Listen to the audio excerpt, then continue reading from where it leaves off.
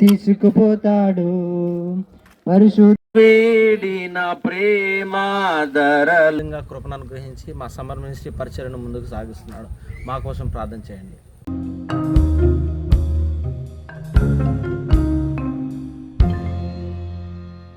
ప్రభువును రక్షకుడైన యేసుక్రీస్తు నామములో అందరికీ వందనాలు.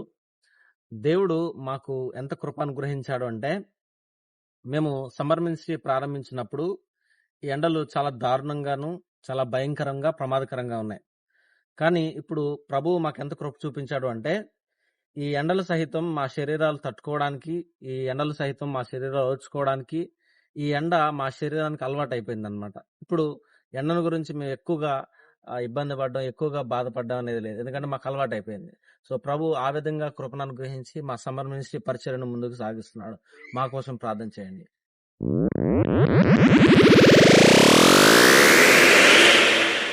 ప్రైజ్ ద లార్డ్, హల్లెలూయా. ఈ సియోను బిబ్లికల్ బాప్టిస్ట్ చర్చ్ జగన్నాథపురం ఇప్పుడు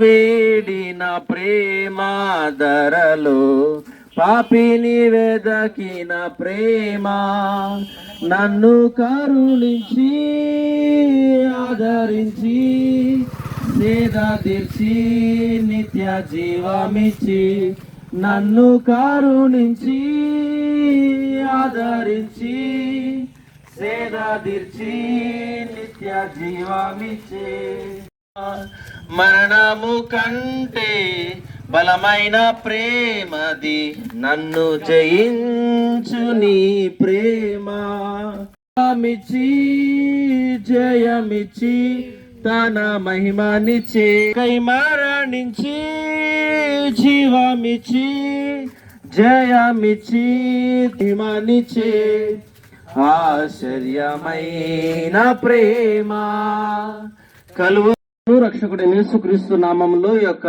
జగన్నాథపురం గ్రామస్తులందరికీ సాయంకాల సమయంలో శుభాలు వందనాలు తెలియజేస్తున్నాం. ఈ సాయంకాల సమయంలో మీ మధ్యలోనికి రావడానికి గల కారణం ఏంటనంటే, మీ అందరికీ ఒక గొప్ప శుభవర్తమానం తెలియజేయడానికి వచ్చాం. ఏంటా గొప్ప శుభవర్తమానం అంటే, యేసుక్రీస్తు ప్రభువారు మనందరినీ ప్రేమిస్తున్నాడండి. ఆయన మనందరికీ ప్రభు అయి ఉన్నాడు. ఆయన మన కోసము ఈ లోకానికి దైవమానవుడుగా వచ్చినటువంటి ఏకైక దైవంగా ఉన్నాడు. ఆయన మీద విశ్వాసం ఉంచేవాడు నశింపక నిత్య జీవితం పొందుతాడని, ఆయన మీద విశ్వాసం ఉంచేవాడు యొక్క పాపాలన్నీ కూడా క్షమించబడతాయని, వాడి మీద విశ్వాసం ఉంచిన వారికి ప్రతి ఒక్కరికి కూడా జీవంలోకి దాటివేయబడతాడని దేవుని యొక్క వాక్యం చాలా స్పష్టంగా మనకు బోధిస్తుందండి.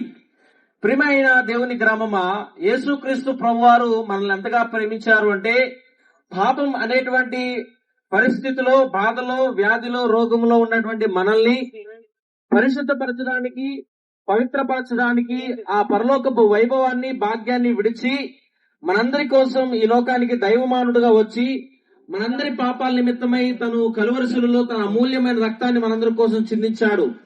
ఆయన రక్తం చిందించడం ద్వారా మనందరికీ పాప క్షమాపణ కలుగుతుంది, మోక్షం కలుగుతుంది, మనందరికీ కూడా విమోచన కలిగి మనందరం కూడా పరముకు చేరేటువంటి గొప్ప అవకాశము, ధన్యత మనకు అనుగ్రహించబడుతుంది.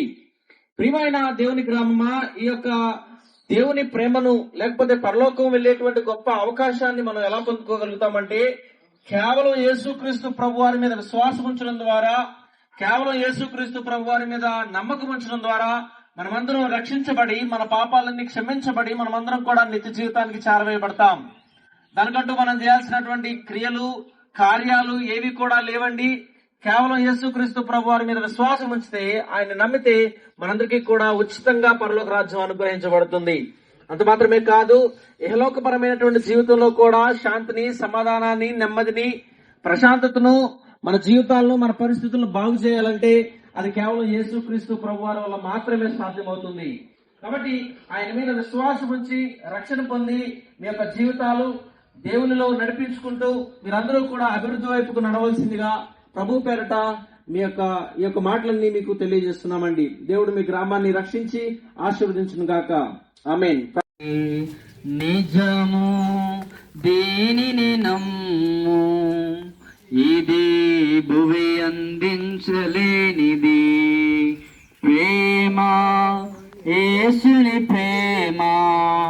అది ఎవ్వరు కొలువలేనిది నిజము దేనిని నమ్ము ఇది భువి అందించలేనిది ఎన్నాడెన్నడు మారనిది నా యేసుని దివ్య ప్రేమ ఎన్నాడెన్నడు వీడనిది నా యేసుని నిత్య ప్రేమ ఎన్నాడెన్నడు మారనిది నా యేసుని దివ్య ప్రేమ ఎన్నాడెన్నడు వీడనిది నా యేసుని నిత్య ప్రేమ ప్రేమ యేసుని ప్రేమ. నమస్తులందరికీ శుభాలు వందనాలు చెల్లిస్తున్నామండి. ఈ సాయంకాల సమయంలో మీ మధ్యలోకి రావడానికి గల కారణం మీకు గొప్ప సువార్తను తెలియడానికి మీ మధ్యలోకి రావడం జరిగింది. ఏంటండి ఆ గొప్ప సువార్త అంటే? ఆది అందున్న దేవుడు ఆయన నోటి మాటతో చేసి ఆయనను స్తుతించడానికి, ఆయన గణపరచడానికి, మనం ప్రత్యేకపరిచి ఆయన స్తుతించడానికి మనం చేశాడండి. కానీ మనం లోకానుసారంగా జీవిస్తూ, మన ఇష్టానుసారంగా జీవిస్తూ, లోకంలో జీవిస్తూ మనం దేవుని ధిక్కరించిన వారమై ఉన్నాం. దానివల్ల మనకు పాపం వచ్చింది. ఆ పాపం వల్ల వచ్చే జీవితం మరణం. ఆ మరణం ఎక్కడికి దారి తీస్తుందంటే నరకానికి అండి. మనం చనిపోయిన తర్వాత 2 దారులు ఉంటాయి, ఒకటి పరలోకము, ఒకటి నరకం. మనం ఇప్పుడు పాపం ద్వారా మనం నరకానికి వెళ్ళవలసిన వారమై ఉన్నాం. ఆ నరకం ఏ విధంగా ఉంటుందంటే పురుగు చావదు, అగ్గి ఆరదు. అలాంటి నరకానికి వెళ్ళవలసిన వారం ఉన్నప్పుడు దేవుడు మనల్ని ప్రేమించి ఆయన మా కొరకు ఈ లోకానికి వచ్చి 33 సంవత్సరాలు జీవించి నీ కొరకు నా కొరకు చనిపోయి 3వ దినాన తిరిగి లేచాడండి. ఆయన మీద విశ్వాసం ఉంచిన వారికే పరలోక రాజ్యం. ఆయన మీద విశ్వాసం ఉంచి రక్షణ మానమనసు పొందండి. ఆయన లేకుండా ఆయన ద్వారానే తప్ప ఏ ద్వారా కానీ, ఏ పుణ్యక్షేత్రాలు కానీ, ఏ మంచి పనులు కానీ దేవుని చేతులకు చేరాలండి. పరలోకానికి వెళ్ళాలి అంటే యేసుక్రీస్తు మీద విశ్వాసం ఉంచండి. దేవుడు మీ గ్రామాన్ని దీవించి రక్షించును గాక. ఆమేన్. ప్రార్థన చేసుకుందామండి. పరిశుద్ధుడా గొప్ప దేవానికి వందనాలు, స్తుతులు, స్తోత్రాలు ప్రభా. గ్రామాన్ని బట్టి ప్రార్థిస్తున్నాం. సాయం దయచేయండి, కృపను దయచేయండి, రక్షణ మానమనసును దయచేయండి ప్రభా. ఇతన్ని మంచి పనుల ద్వారా ఇతని విశ్వాసం రాదు. రండి యేసయ్య ఎవరో తెలుసుకున్నారండి. వినులకు విందులు చేసే యేసయ్య సుచరి వేగిరామే వినుటకు రండి. ఓ సోదరులారా వేగిరామే వినుటకు రండి. రండి. దేవుని బిడ్డలారా, మన ప్రభువును రక్షకుడైన యేసుక్రీస్తు నామమున మీ అందరికీ శుభములు తెలియజేస్తున్నాం. ఈ సాయం సమయంలో మీ మధ్యకు ఒక గొప్ప శుభవార్తను ప్రకటించడానికి మీ మధ్యకు రావటం జరిగింది. కనుక ప్రియమైన దేవుని బిడ్డలారా, శుభవార్త ఏమిటంటే యేసు ప్రభువును కూర్చున్నటువంటి శుభవార్త. యేసు ప్రభు ఎవరో అని ఆలోచన చేస్తూ ఉన్నారా? ఆయన మానవుడు జన్మతః పాపి, కర్మతః పాపి. మానవుడు జన్మ పాపము, కర్మ పాపములతో మనశ్శాంతి లేక, నెమ్మది లేక, సంతోషము లేక, సమాధానము లేక, పాపమునకు ఉన్నటువంటి శాపాన్ని సమకూర్చుకొని పాపమునకు ఫలితమైనటువంటి మరణాన్ని అనుభవిస్తూ మరణపు బానిసత్వములో, మరణపు దాస్యమునకు లోనైపోయి నిత్య నరకానికి పోతూ ఉన్నాడు. ఆ దానినే బైబిల్ గ్రంథం ఏమంటుందంటే నరకాగ్ని గుండము అంటుంది.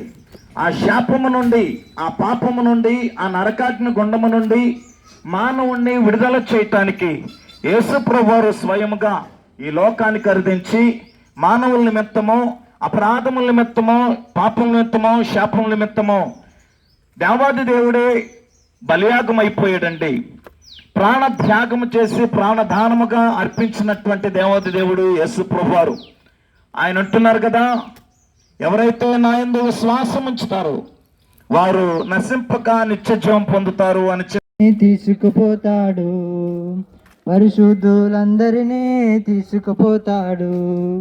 లోకమంతా శ్రమకాలం, లోకమంతా శ్రమకాలం, విడువబడుట బహుఘోరం, విడువబడుట బహుఘోరం. యేసు రాజుగా వచ్చుచున్నాడు, భూలోకమంతా తెలుసుకుంటాడు. దేవాది దేవుడైనటువంటి యేసు ప్రభువారు ఈ లోకానికి కన్య మరియ గర్భమందు ఉద్భవించి ఈ లోకంలో 33.5 సంవత్సరాలు జీవించి అనేకులను స్వస్థపరిచి మరి ఆయన రాజ్య స్వార్థను ప్రకటించి ఆయన మానవుల యొక్క పాపముల నిమిత్తమో శాపముల నిమిత్తమో కలువరి శిలువపై మరణించి సమాధి చేయబడి 3వ దినమున మృత్యుంజయుడే తిరిగి లేచినటువంటి మరి యేసు ప్రభువారు అంటున్నాడు, నేనే మార్గమునో సత్యమునో జీవమునై ఉన్నాను, నా ద్వారా తప్ప ఎవడునో పరలోక రాజ్యములో ప్రవేశింపరని యేసు ప్రభువారు సెలవిస్తూ ఉన్నారు. కనుక ఓ నా ప్రియ సహోదరి సహోదరులారా, ఒక విషయాన్ని గమనించండి.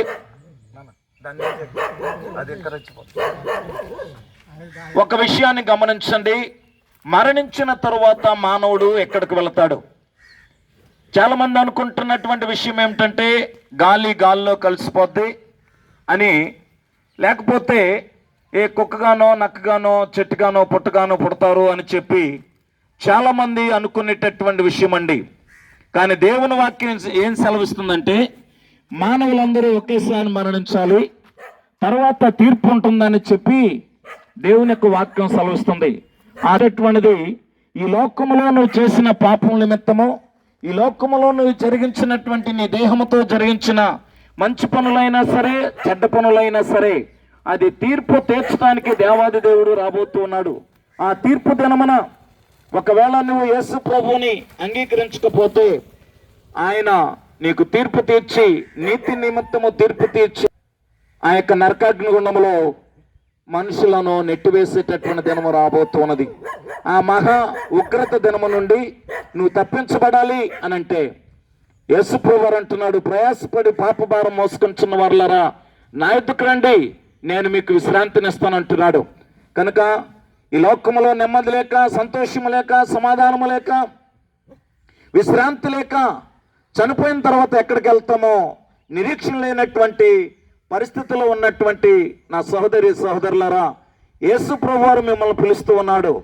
ఆయన పిలుపును అంగీకరించి ఆయన వద్దకు వచ్చి మీ పాపాలు ఒప్పుకొని ఎప్పుడైతే పశ్చాత్తాపంతో వాటిని విడిచిపెట్టి క్రీస్తును సొంత రక్షకునిగా అంగీకరిస్తారో అప్పుడు మీ పాపములను ఆయన రక్తము చేత కడిగి శుద్ధీకరించి ఆయన బిడ్డలుగా మనలను స్వీకరించడానికి, చనిపోయిన తర్వాత మనకు నిత్య జీవం, పరలోక రాజ్యం, మోక్ష రాజ్యం ఇవ్వటానికి ఆయన సిద్ధంగా ఉన్నారు. కనుక ఇంకా యేసు ప్రభువుని గురించి ఎక్కువగా తెలుసుకోవాలంటే ఇక్కడ నూతనముగా కట్టబడుచున్నటువంటి మందిరము సియోను బిబ్లికల్ బాప్టిస్ట్ సంఘములో ఈ రాత్రి సువార్త కూటము అందించడానికి మరి దైవజనులు బాంబే మహాపట్టణం నుండి మన మధ్యకు వచ్చిన్నారు.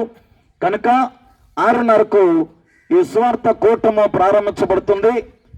మిమ్మల్ని అందరినీ ప్రేమపూర్వకంగా ఆహ్వానిస్తున్నాం. మిమ్మల్ని ప్రేమపూర్వకంగా ఆహ్వానించేటటువంటి వారు పాస్టర్ డేవిడ్ రాజు గారు. దేవుడు మిమ్మల్ని దీవించి ఆశీర్వదించును గాక. ప్రార్థన చేద్దాం. మన మధ్యన ఉన్న జోసెఫ్ గారు ప్రార్థనలో మిమ్మల్ని నడిపిస్తారు.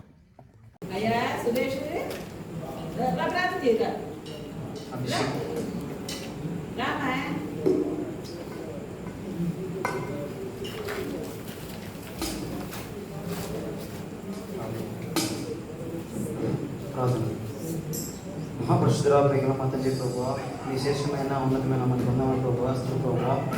అయా గడిచిన కాలం అంతా మీరు చేతుల్లో భద్రపరిచి ఆదరించి కొంచెం దేవానికి ఉన్నాను ప్రభువా. ఈ సమయంలో ప్రభువా మీ పాటలు చెందడానికి అయ్యా మీరు మాకు ఇచ్చిన ధన్యతను బట్టి మీకు వందనాలు ప్రభువా, స్తోత్రాలు ప్రభువా. అయ్యా ఈరోజు ఇస్తున్న కోడి గురించి ప్రార్థన చేస్తున్నాం ప్రభావ. పరిశుద్ధులు కూడా మీ కార్యం జరిగించిన ప్రభావ. అయా ఈ గ్రామంలో ప్రభావ అనేకులు ప్రభావ రక్షణ మార్గంలో జీవిస్తున్నారు ప్రభావ. అయా వాళ్ళతో మీరు మాట్లాడే అనేకులు చూపించిన ప్రభావ. అయా మీరు నిజమైన దేవుడైన ప్రభావ, మీ అందరూ విశ్వాసానికి సాయం తెచ్చిన ప్రభావ. అలాగే ప్రభావ అయా ఇక్కడ కొడిగా స్టార్ట్ అవుతుందిగా ప్రభావ.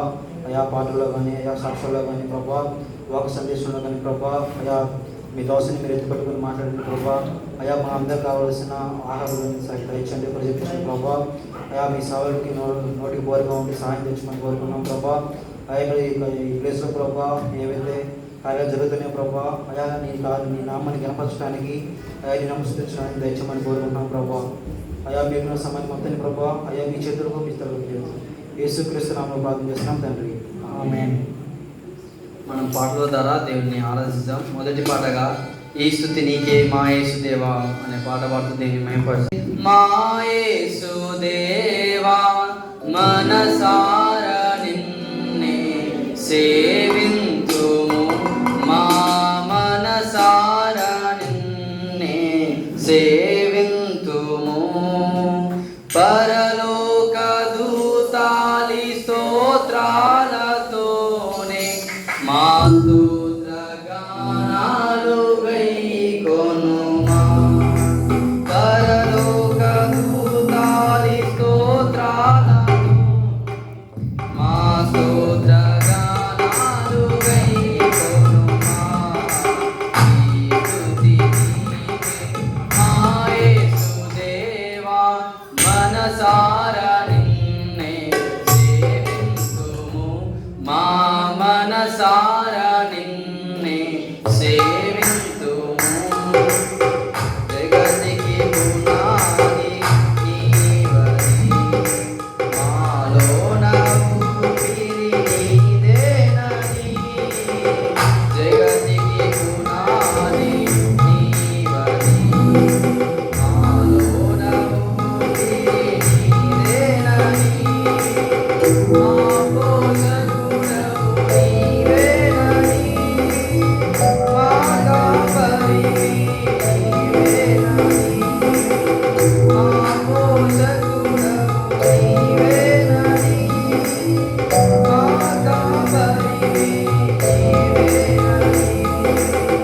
మా హృదయాలలో ఉండాలని నీ సాక్షిగా మేము బ్రతకాలని.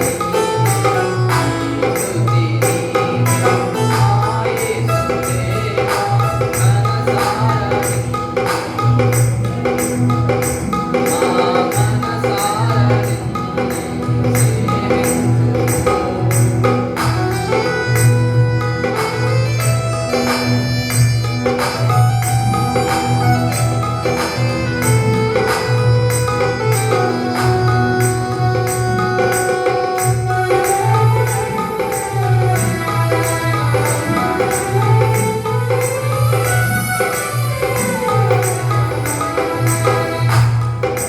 నీదరి చేరగా ఎంతో సంతోషమాయగా. మనసారా నీదరి చేరగా మాకెంతో సంతోషమాయగా. హల్లెలూయా స్తుతి మధుర గీతాలతో మా హృది ప్రవహించే సెలయేరులా. హల్లెలూయా స్తుతి మధుర గీతాలతో మా హృది ప్రవహించే సెలయేరులా. ఈ మధుర ప్రేమను చాటాలని, ఈ జీవ బాటలో నడవాలని. స్తుతి నీకే మా యేసుదేవా మనసారా నిన్నే సేవింతుము, మా మనసారా నిన్నే సేవింతుము. పరలోక దూతాలి స్తోత్రాలతోనే మా స్తోత్రగానాలు గైకొనుమా. పరలోక దూతాలి స్తోత్రాలతోనే మా స్తోత్రగానాలు గైకొనుమా. ఈ స్తుతి నీకే మా యేసుదేవా మనసారా నిన్నే సేవింతుము, మా మనసారా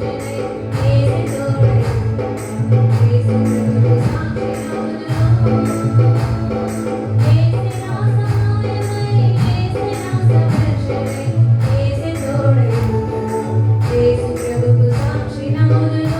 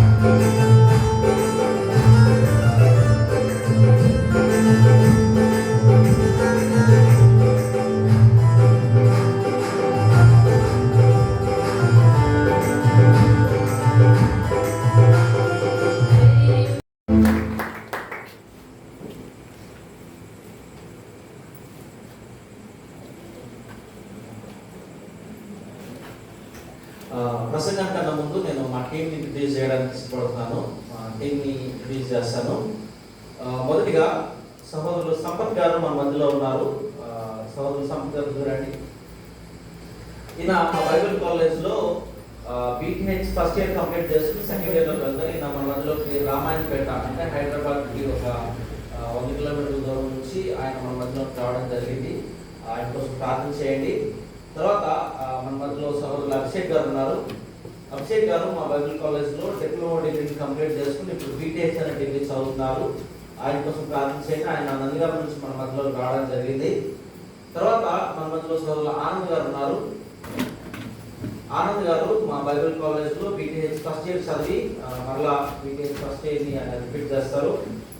ఆయన కోసం ప్రార్థన చేయండి. ఆయన మన మధ్యలో నల్గొండ నుంచి రావడం జరిగింది. ఆ తర్వాత మన మధ్యలో సహోదరులు విక్రమ్ గారు ఉన్నారు. విక్రమ్ గారు మా బైబిల్ కాలేజ్లో డిప్లొమా డిగ్రీ కంప్లీట్ చేసి ఇప్పుడు సెక్యులర్గా బీబీసీ చదువుతున్నారు.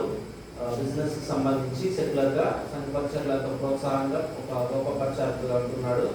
తర్వాత మన మధ్యలో ప్యాడ్స్ ప్లే చేసినటువంటి సహోదరుడు సుశాంత్ గారు ఉన్నారు. ఆయన ఎవరో కాదు, స్వయాన సంపత్ వాళ్ళ తమ్ముడు. ఆయన మా పరిచయంలో సహకారంగా ఉండడానికి ఆయన వచ్చాడు. ఇది మా బృందం. తర్వాత నా పేరు ప్రసాద్ అండి. ఆయన చెప్పినట్లు నేను వాసనక తెలుగు పొలిటికల్ బ్యాప్టిస్ట్ చర్చ్లో ఒక అసోసియేట్ పాస్టల్ స్టాఫ్గా పనిచేస్తూ అదేవిధంగా కాలేజ్లో జూనియర్ లెక్చరర్గా పనిచేస్తున్నాను. నా కోసం ప్రార్థన చేయండి. నేను చాలా దగ్గర వాడిని. ఇక్కడ మా ఊరు హైదరాబాద్గూడెం. అక్కడ నుంచి నేను బైబిల్ కాలేజ్కి వెళ్ళి చదువుకోవడం దేవుడు చూపించాడు. ఇప్పుడు నేను ముంబైకి వెళ్ళి 9 సంవత్సరాలు అయిందండి. నా కోసం కూడా ప్రార్థన చేయండి. తర్వాత ఇంత ప్రాముఖ్యంగా సహోదరు రోమి గారు ఉన్నారు. సహోదరు రోమి గారు మన దగ్గర హైదరాబాద్ నుంచి మన మధ్యలోకి రావడం జరిగింది. సిస్టర్ గారు మా బైబిల్ కాలేజ్లో లైబ్రరీగా పనిచేస్తారు. లైబ్రరీ అంతా చూసుకునేది, అప్డేట్ చేసే బుక్స్ సంబంధించినటువంటి విషయాలను కూడా సహోదరులు గారు చూసుకుంటారు. అయితే ప్రత్యేకం ఏంటంటే కేవలం వారు మీ సంఘానికి వచ్చారు. ఇంతకుముందు సంఘాలు ఎక్కడికి రాలేదు. మేము మినిస్ట్రీ స్టార్ట్ చేసి 10 రోజులు అయితే ఎక్కడికి రాలేదు. మళ్ళీ రేపు పొద్దున్న ట్రైనింగ్కి 9 గంటలకు మళ్ళీ రిటర్న్ అయిపోతున్నారు. కేవలం మీ సంఘానికి మాత్రమే వచ్చారు. పొద్దున్నే సాక్ష్యం పంచుకున్నారు. చాలా మంచి సాక్ష్యం. సౌత్ కోసం ప్రార్థన చేయండి, పరిచయం కోసం ప్రార్థన చేయండి. ఇది మా బృందం.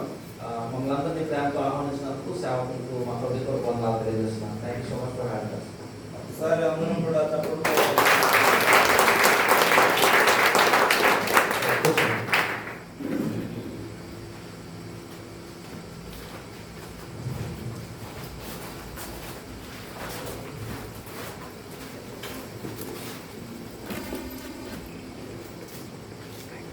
సమయాన్ని వృధా చేయకుండా మనము దేవుని వాక్యాన్ని విందాము. ముందుగా నేను చెప్పేటువంటి పరిచయాన్ని వినండి. తర్వాత మనం వాక్యాన్ని విందాం.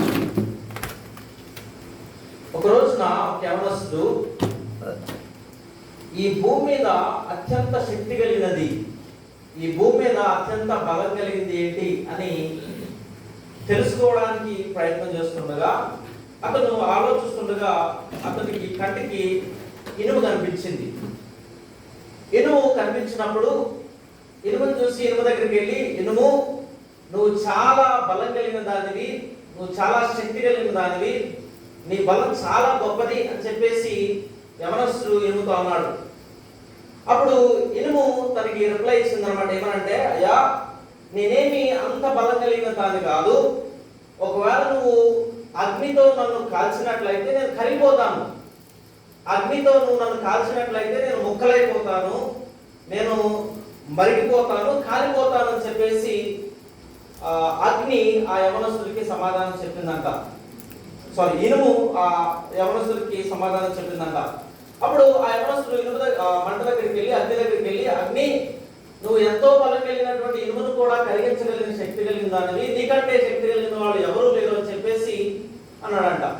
అప్పుడు ఆ అగ్ని ఇలా అందంట, అయ్యా నేనేమి అంత శక్తి కలిగిన దాన్ని కాదు, నా మీద నీళ్లు పోస్తే నేను చల్లారిపోతాను, నా మీద నీళ్లు పోస్తే నా శక్తి అంతా కూడా నేను కోల్పోతాను అని చెప్పేసి యవనస్తుడికి సమాధానం చెప్పిందంట అగ్ని.